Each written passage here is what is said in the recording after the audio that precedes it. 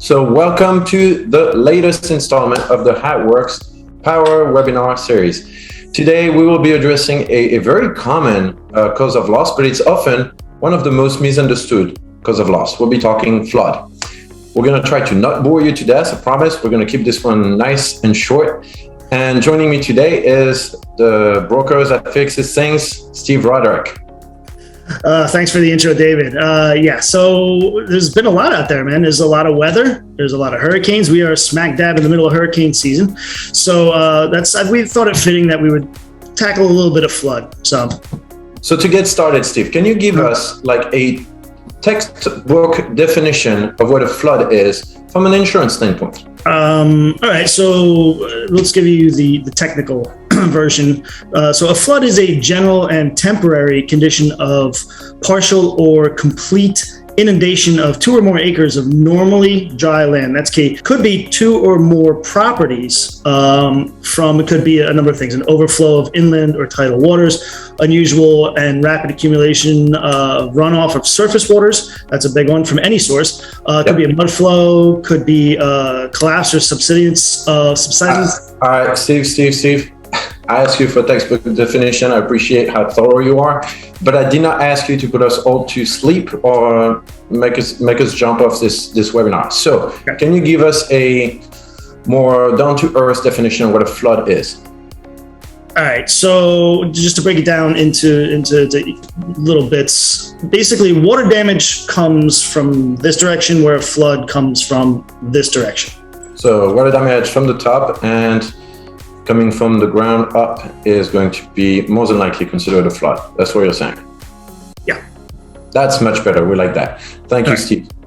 Now, would you mind giving us like some example of floods? So you started giving us some pretty textbook definition of the causes of loss that would be recognized as a flood, but can you play the game of flood with us and give us a down-to-earth definition of these scenarios? So Nfip definition of flood involves an overflow of inland or tidal water. How would you define that?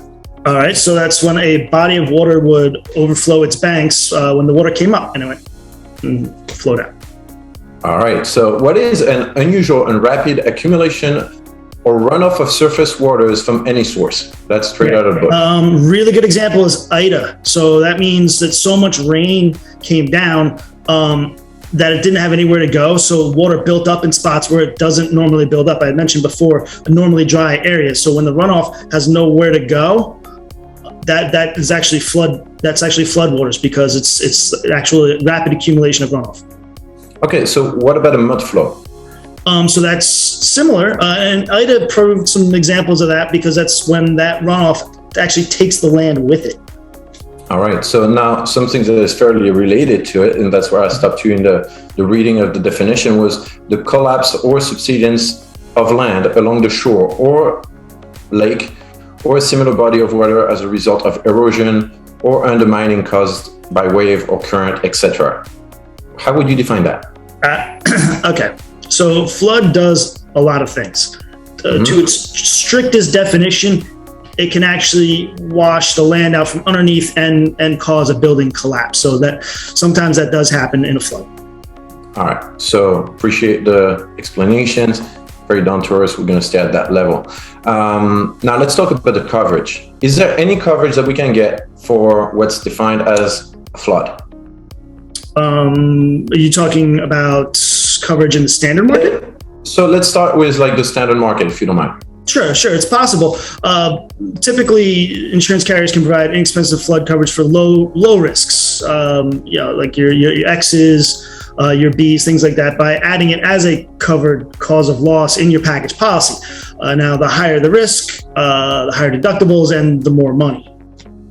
All right. So now, what happens if you're not in a flood zone that's considered B, C, or X, and that's FEMA that determined that flood map?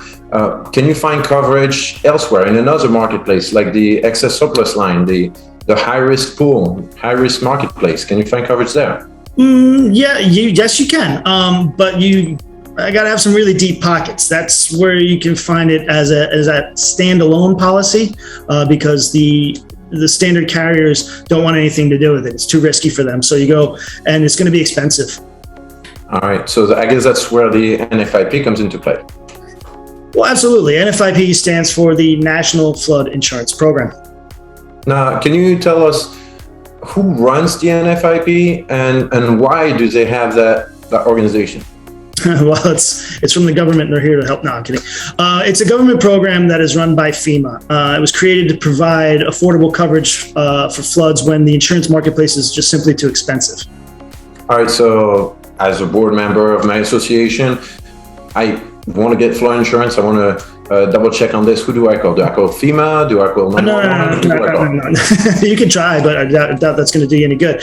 That's something that we do for you. So seriously, it's accessible through brokerage firms like us. So you should contact a good broker. Now, can anyone qualify for NFIP coverage? Well, there's some requirements, limitations. It has to be addressed really case by case. Two of the determining factors are going to be your flood zone and also the BFE for the property. Wait. Come again. BFE, you said?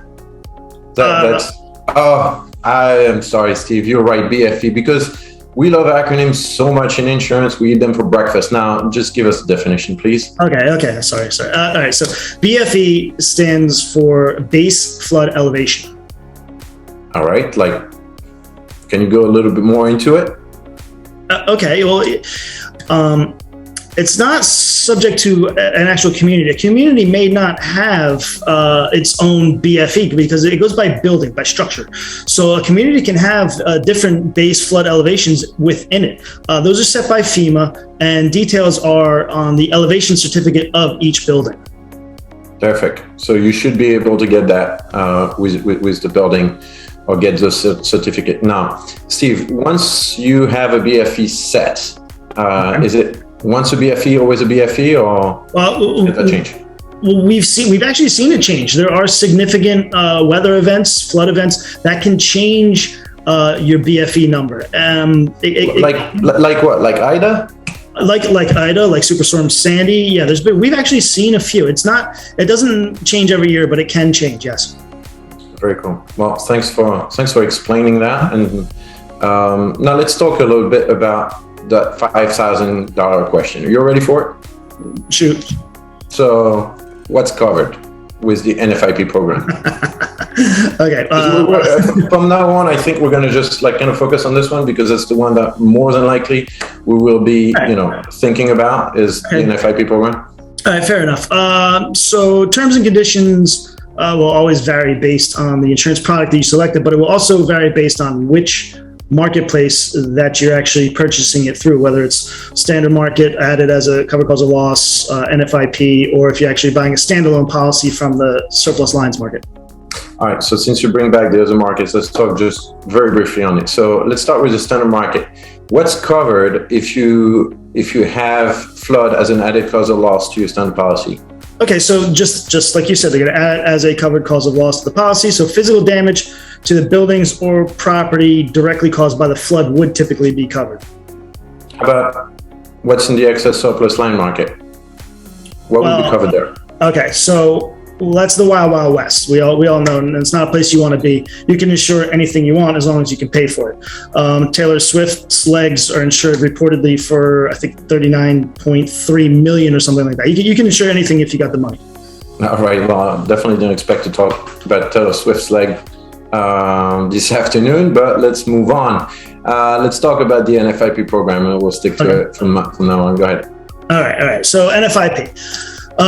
It's going to be the building and its foundation. They're going to cover the electrical and the plumbing. They're going to cover central air, furnaces, water heater, kitchen appliances. They're going to cover blinds, detached garages to a certain percentage, debris removal, things like that. All right, and that's covered for absolutely anywhere in the property that's covered by the policy? Well, that's anywhere on the property that is above that BFE, the base flood elevation that we spoke about. All right, so how does it work for me if I have a basement or a space that is below the lowest elevated floor? Well, you said two interesting things there.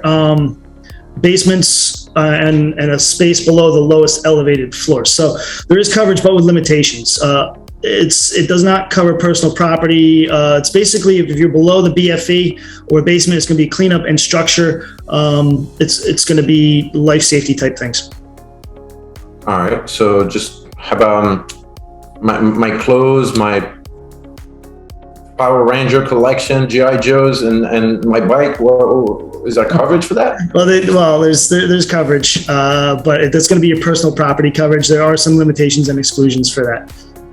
So, what does it cover if my basement is like above the BFE, yet it gets flooded?